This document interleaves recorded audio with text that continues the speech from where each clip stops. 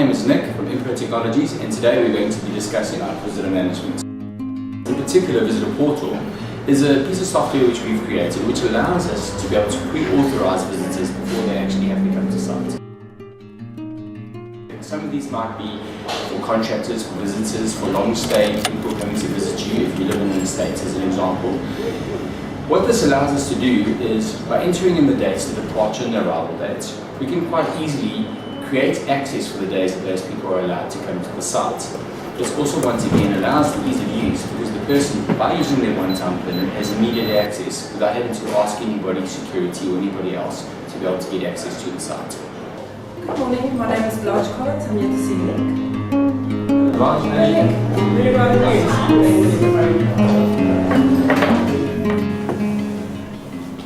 This is the front screen of Visitor Portal. You can get to this by going to www.visitorportal.co.za.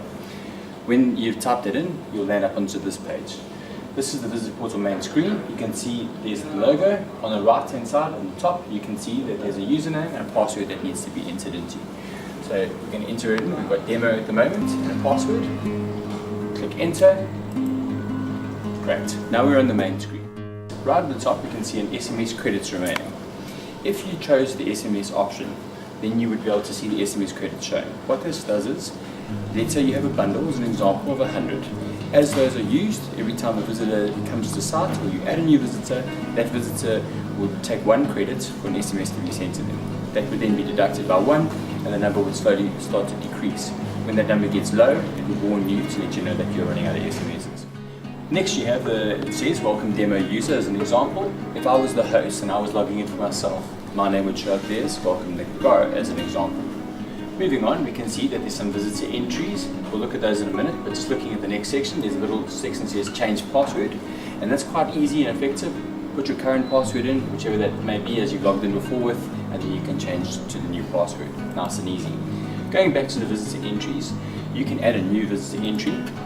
Here are some of the fields you can see. So for example, some of the items you need to add in, for example, is the mobile number, the first name, the last name, email address, car registration, and a couple more.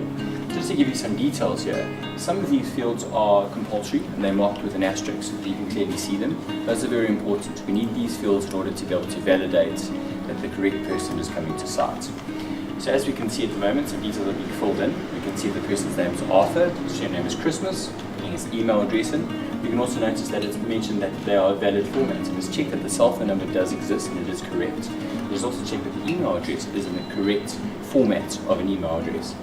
We put the car registration number in, the make, the color, if necessary, and we can also put a reason for visit. Another great feature is obviously being able to put the date and time in. We need to know when the person's arriving and when they're leaving. So at the moment we can see a date and our time is being selected. So there you go. For example, the person is now coming at 7:50 a.m. in the morning on the 1st of the 4th.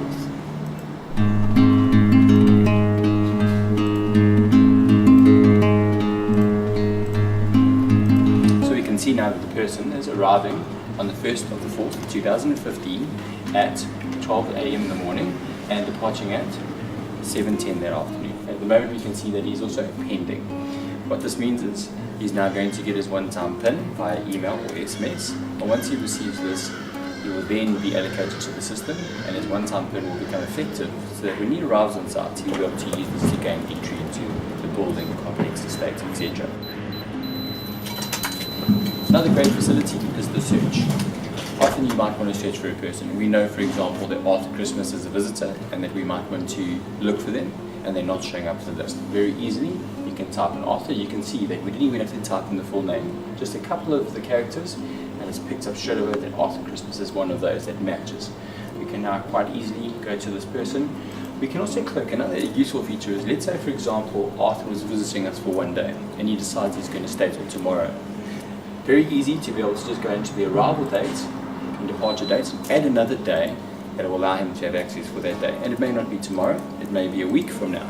But by having the ability to very quickly go to the person, you can then just go and add extra days as needed for when they're coming to visit.